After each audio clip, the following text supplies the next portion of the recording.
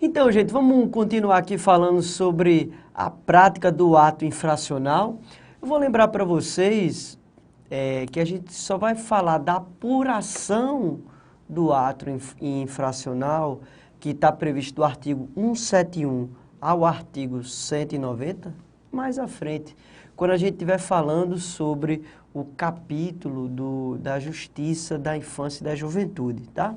Então, agora a gente está falando só dos conceitos gerais do ato infracional, da prática desse ato infracional. E vamos continuar aqui falando agora sobre a identificação do adolescente. Veja, o nosso Estatuto da Criança e Adolescente, ele veda com que o adolescente que praticou um ato infracional, ele sofra um constrangimento ilegal no ato da sua identificação desnecessária. Essa medida não é somente para evitar um constrangimento ilegal ao adolescente, mas também para desburocratizar e dar também velocidade nesse atendimento.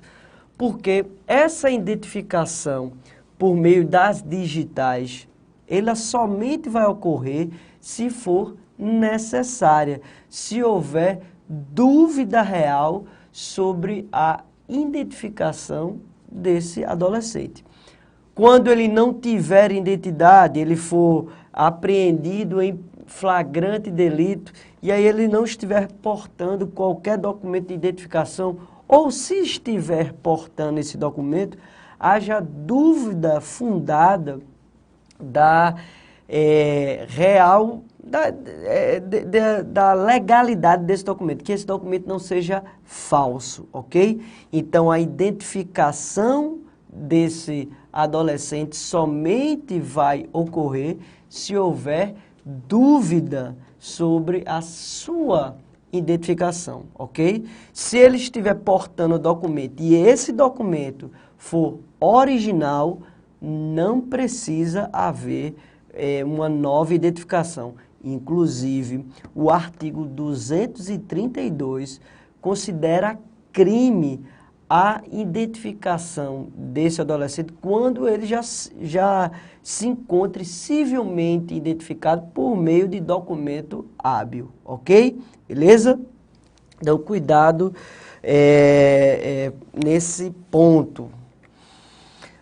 O artigo 110 ao artigo 111 do ECA, ele traz as garantias processuais no caso da prática de um ato infracional cometido por adolescente.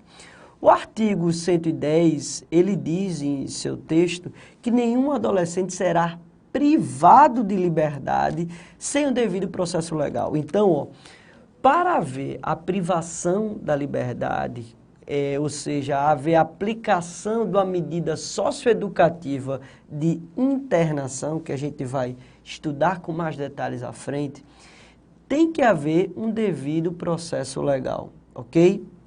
Inclusive, que a gente também vai ver mais à frente, no caso da remissão, que é o perdão, essa remissão, ela não vai se aplicar quando houver a prática, quando houver a aplicação de uma medida de internação. Elas são incompatíveis. A gente vai ver isso mais à frente. Mas, para haver o cerceamento da liberdade desse adolescente, deve necessariamente existir um devido processo legal. O adolescente, ele não pode ser preso de forma arbitrária, sem haver um transcurso de um processo.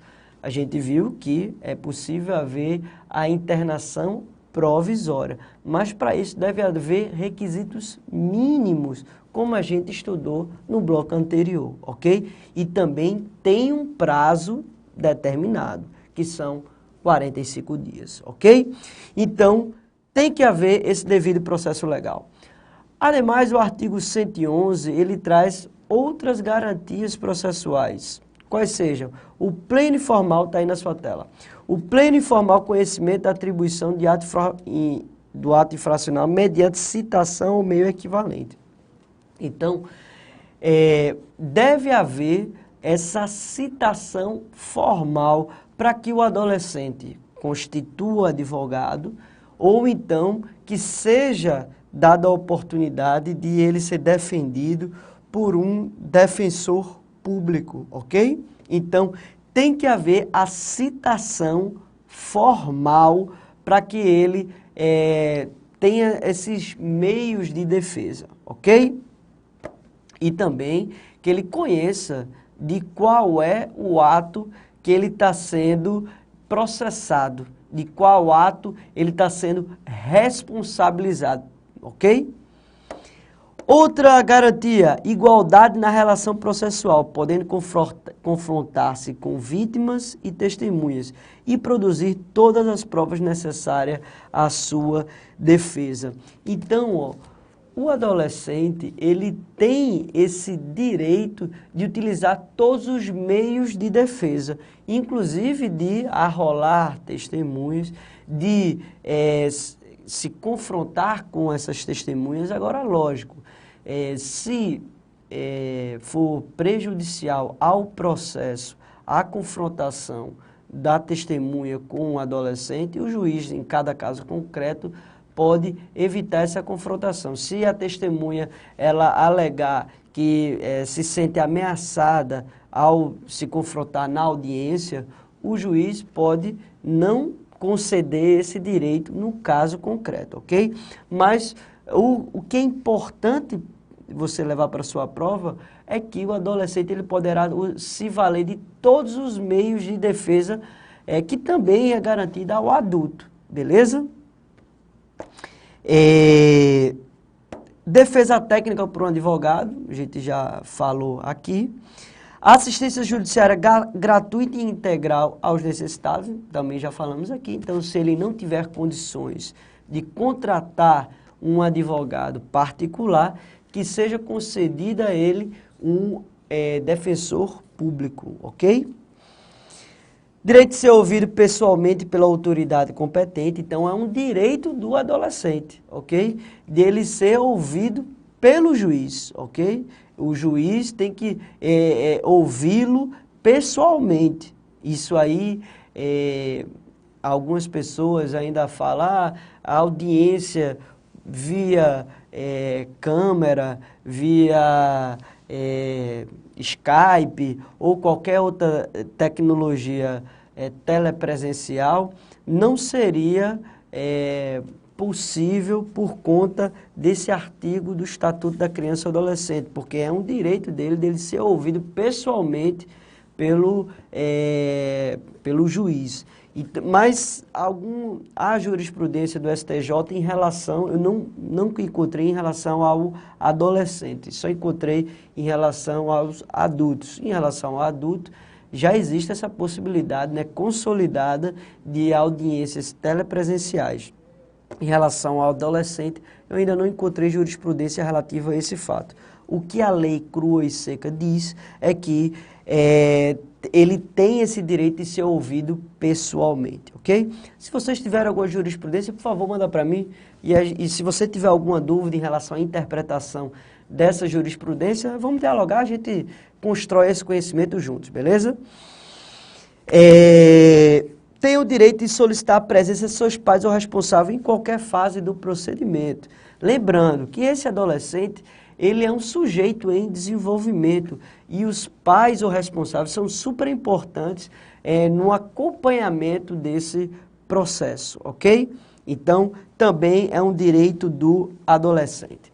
Vamos fazer questões, já falamos bastante aqui sobre os atos infracionais. Vamos fazer questões. Ó, essa é uma questão de juiz de direito 2013, juiz do TJ de Santa Catarina. Ele diz assim, analise as proposições abaixo sobre ato infracional e assinale a alternativa correta. Item 1.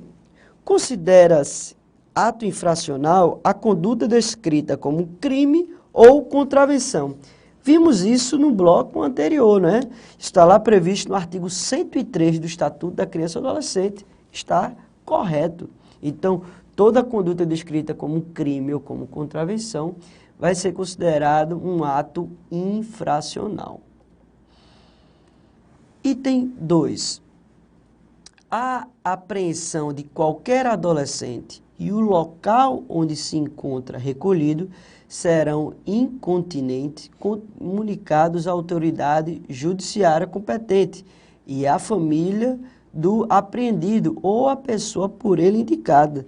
Corretíssimo também, está lá previsto no artigo 107 do Estatuto da Criança e Adolescente.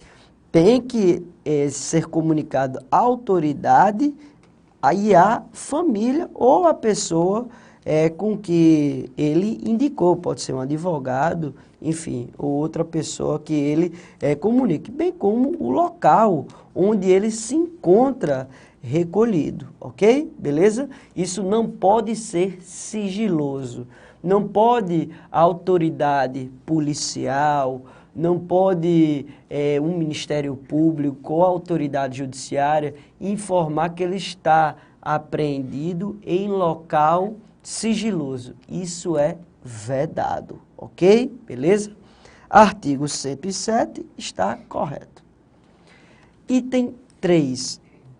O adolescente civilmente identificado não será submetido à identificação compulsória pelos órgãos policiais de proteção e judiciais, salvo para efeito de confrontação, havendo dúvida fundada, como a gente falou aqui nesse bloco. Está lá previsto no artigo 109 do Estatuto. Então, somente em caso de ele estar portando um documento falso ou ele não está portando nenhum documento e não tenha, se ele, enfim, ele não tiver, não se tiver como coletar as impressões digitais, seja porque ele desenvolveu alguma doença, enfim. Então, seja por qualquer motivo, nesses fatos é que vai haver uma nova identificação. Se ele tiver um documento original e ele apresentar, ele não pode ser novamente identificado, ok? Então, correto esse item 3. Item 4. São assegurados ao adolescente, entre outras garantias, a igualdade na relação processual, podendo confrontar-se com vítimas e testemunhas e produzir todas as provas necessárias à sua defesa. Perfeito, está lá no inciso 2º do artigo 111 do Estatuto, ok? Então, todos os itens estão corretos. Letra E é nossa resposta. Vamos falar agora de um outro assunto que é a medida socioeducativa. Gente, esse assunto cai demais nas provas de concurso público e fiquem atentos às nossas dicas. Volta aqui para mim, Arthur. A medida socioeducativa, ela vai ser aplicada ao cuidado ao adolescente. Esse é o primeiro detalhe que a gente tem que ficar atento. Criança, ou seja, um indivíduo de 0 a até 12 anos incompletos, ele não estará sujeito à aplicação de medidas socioeducativas.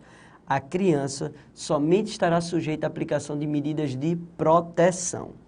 As medidas socioeducativas, então, somente são aplicadas aos adolescentes que cometam um ato infracional, ok? Então, um adolescente que não cometa um ato infracional, ou seja, ele está numa situação de risco, está em situação de rua, está em situação de trabalho infantil, a esse adolescente não se pode aplicar medidas socioeducativas, ok? Isso, houve uma mudança, já falamos muito aqui da mudança do Código de Menores para o Estatuto da Criança e do Adolescente. Então, um adolescente que está em situação de risco não pode se aplicar medida de internação, por exemplo, como antes era aplicado, ok? Um adolescente que estava em situação de rua, que estava em uso de drogas, que estava em mendicância, ele, na vigência do Código de Menores, a ele poderia se aplicar a medida de internação, ok? Beleza? Como era no caso das FEBEMs. Agora, não mais, beleza? Cuidado com isso na sua prova. O artigo 112, ele traz um rol exaustivo das medidas socioeducativas que podem ser aplicadas ao adolescente que cometa um ato infracional. Cuidado com esse detalhe na prova. Isso é um rol exaustivo, ok? O juiz, ele não pode aplicar qualquer outra medida socioeducativa que não esteja prevista nesse rol do artigo 112. Cuidado, que esse é um entendimento diverso do que é as medidas de proteção. Falamos aqui que nas medidas de proteção, o juiz ele pode aplicar qualquer outra medida para além das previstas no ECA. No caso da medida socioeducativa, ele só pode aplicar as medidas previstas no artigo 112. Ele não pode criar, inovar, beleza? Então, são 6 medidas socioeducativas, 6 modalidades de medidas, 6 tipos de medidas socioeducativas. A primeira é a advertência, depois está aí na sua tela. Obrigação de reparar o dano, prestação de serviço à comunidade, liberdade assistida, inserção em regime de semi-liberdade, internação em estabelecimento educacional. Essas quatro medidas aqui, são medidas em meio aberto, ou seja, são medidas aplicadas para atos infracionais mais brandos, ou seja, que não tem uma grave ameaça à pessoa e não tem uma gravidade tão grande. Essas duas outras medidas são medidas privativas de liberdade, que é a semi-liberdade e a medida de internação. São medidas mais graves. Pergunta certa na sua prova, principalmente da prova da banca da FCC. Quem é a autoridade competente para aplicar uma medida socioeducativa? Gente, cuidado com isso na prova. Conselho tutelar, Ministério Público não é autoridade competente para aplicar medida socioeducativa. Nem mesmo a Secretaria da Assistência Social do Poder Executivo. Quem é competente para aplicar essa medida é o juiz. Qual é o juiz? O juiz da infância e da juventude. O juiz da vara da infância e da juventude é o juiz competente para aplicar essa medida. Isso, inclusive, já foi sumulado pelo STJ.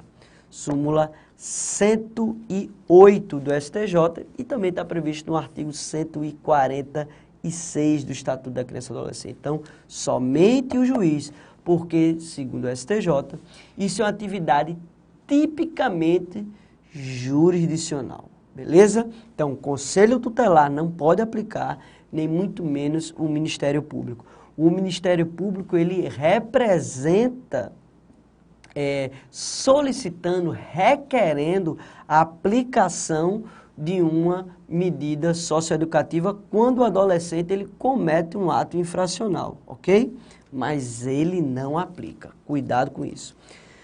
Quais são os requisitos para a aplicação dessa medida socioeducativa? De acordo com o tipo da medida socioeducativa, o Estatuto ele vai trazer alguns requisitos específicos, que inclusive há divergência na doutrina, que a gente vai trabalhar aqui agora. Como está aí na sua tela, joga aí, Arthur, na tela, quando a gente estiver tratando de uma medida de obrigação de reparar o dano, de prestação de serviço à comunidade, liberdade assistida, de semi-liberdade e de internação, os requisitos para aplicação dessa medida socioeducativa são provas suficientes da autoria e da materialidade da infração. Então, volta aqui para mim, Arthur. O juiz, ele não poderá aplicar uma medida socioeducativa de internação, de semi-liberdade, de obrigação de reparar o dano, se ele tiver somente indícios da autoria. Ele não poderá fazer isso. Ele tem que ter prova, ele tem que ter prova dessa autoria e prova da materialidade, ou seja, tem que haver prova de que realmente foi aquele adolescente quem praticou o ato infracional e tem que haver prova de que realmente aquele ato infracional existiu, ok? Então tem que haver esse nexo de causalidade entre a existência do ato infracional e que foi aquele adolescente que realmente praticou o ato infracional. Para isso, tem que coexistir esses dois requisitos para se aplicar essas medidas socioeducativas. Mas veja aí que no seu material tem aí dizendo, salvo no caso de remissão. Gente, a remissão a gente vai ver lá na frente que a remissão é um perdão. É um perdão que ele pode ser aplicado em dois momentos. A gente vai estudar mais à frente. No caso de remissão, mesmo que não hajam essas provas, até porque a remissão, você não exaure, você não conclui o devido processo legal, você não conclui o processo, você paralisa o processo antes de concluir, antes de sentenciar. Inclusive, pode-se conceder a remissão antes de se instaurar o processo, né? Então, no caso de remissão, a gente vai ver que pode-se aplicar algumas medidas socioeducativas. Não todas as medidas socioeducativas, mas no caso de remissão, não precisará haver a prova da autoria daquele adolescente, ok? Nem da materialidade delitiva. Por quê? Porque nesse caso da remissão não se concluiu o processo. A gente vai falar com mais detalhes da remissão mais à frente. Mas eu queria que você já ficasse com isso em sua mente para mais à frente a gente reforçar. Você precisa de prova da autoria e de prova da materialidade delitiva para se aplicar medidas socioeducativas de internação, de liberdade assistida, de reparação do dano, de prestação de serviço à comunidade e de semi-liberdade, ok? Você precisa desses requisitos. O ECA, ele diz que no caso de advertência, não precisa ter a prova da autoria, e sim somente indícios dessa autoria. Há muita divergência na doutrina, porque alguns doutrinadores entendem, e alguns tribunais, em algumas decisões isoladas, entendem que para haver aplicação da medida socioeducativa de advertência, tem que haver uma prova da autoria, sob pena de você estar indo de contra ao princípio constitucional da presunção da inocência. Mesmo que você fale, Alexandre, mas a advertência é uma demonstração verbal simples. É aquela montada, né? Aquela chamada de atenção, aquela puxada de orelha, aquele constrangimento verbal do juiz, que ele faz isso reduzido a termo. Você pode falar, isso não traz muito impacto na vida desse adolescente. Mas veja, ninguém pode ser chamado a atenção sem ser culpado, não é? Você não fez o ato infracional, você não praticou o ato infracional. Você vai levar, como a gente diz aqui no Nordeste, uma montada, um reclame, uma puxada de orelha, um constrangimento de graça. Enfim, apesar dessas críticas, o ECA, ele traz isso. O ECA, no artigo 114, ele traz essa diferenciação. Há críticas, mas para sua prova, fica com isso de forma crua e seca, principalmente se você for fazer uma prova da FCC objetiva, beleza? Então, ó, numa prova objetiva, fica atento a isso. No caso de medida socioeducativa de advertência, não é preciso ter uma prova da autoria. Para o ECA, basta um indício dessa autoria, mas sim, tem que ter uma prova da materialidade. Tem que existir uma comprovação de que aquele ato infracional, ele realmente existiu. Mas você não precisa saber que efetivamente foi Arthur, foi Pedro, foi João, foi Joaquim, foi Catarina. Não precisa saber exatamente se foi aquela pessoa. Só precisa ter um indício, ok? Para mim, no meu entendimento, esse artigo do ECA, ele é inconstitucional, assim como muitos doutrinadores. Mas a lei crua e seca é essa e esse artigo ainda não foi declarado inconstitucional pelo STF, beleza? Então, toma cuidado com isso. É possível cumular medidas de proteção com medidas socioeducativas? É possível você aplicar as duas ao mesmo tempo? Sim, é possível, está lá previsto no artigo 112, inciso 7º do nosso Estatuto da Criança e do Adolescente. É possível você acumular, principalmente porque a ideia das medidas de proteção é exatamente tirar aquele adolescente da situação de risco. Então, imagina que um adolescente, ele cometeu um furto simples, né? Então, esse adolescente que cometeu esse furto simples, ele pode ser submetido a uma medida socioeducativa de liberdade assistida. Nesse caso, se ele estiver fora da escola, não estiver nem matriculado, pode e deve, é até importante para a vida desse adolescente, que ele seja matriculado numa instituição de ensino regular e que ele, não só que seja matriculado, mas que se garanta a permanência dele na escola. Pode-se também fazer com que ele, se ele não tiver no convívio dos pais, pode-se fazer a entrega dele para os pais, né? Juntamente com esse acompanhamento dessa medida de liberdade assistida, que vai ser feito por um órgão competente. Normalmente é o CREAS. Normalmente nos municípios o órgão quem aplica essa medida socioeducativa de liberdade assistida é o CREAS. Então, é possível, sim, haver essa acumulação.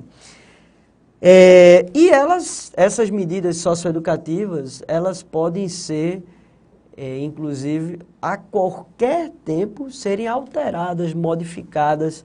Porque imagina, o adolescente, ele cometeu esse furto simples, ele estava na escola e não estava com os pais, né? Estava em situação de rua, já estava acolhido numa instituição de acolhimento, né? E aí, depois o vínculo com a família dele se fortalece. Pode o juiz depois obrigar com que ele saia da instituição que ele está acolhido, não é internado, é acolhido, porque os pais, enfim, tiveram a suspensão do seu poder familiar. Pode ele, esse adolescente, ser reingressado à família e mesmo assim estar sob medida de liberdade assistida? Com certeza, com certeza. Vamos imaginar que esse adolescente, ele, depois dessa prática, desse ato infracional, ele começou a fazer o uso de drogas. Pode o juiz determinar uma medida de proteção no sentido de ele ser atendido num CAPS-AD, que é uma unidade de saúde, para atender essas pessoas que estão em uso abusivo de drogas? Pode e deve, porque a ideia do sistema socioeducativo é com que ele mude de vida, melhore de vida, construa um novo projeto de vida. No próximo bloco, a gente continua falando sobre essas medidas socioeducativas. Até mais.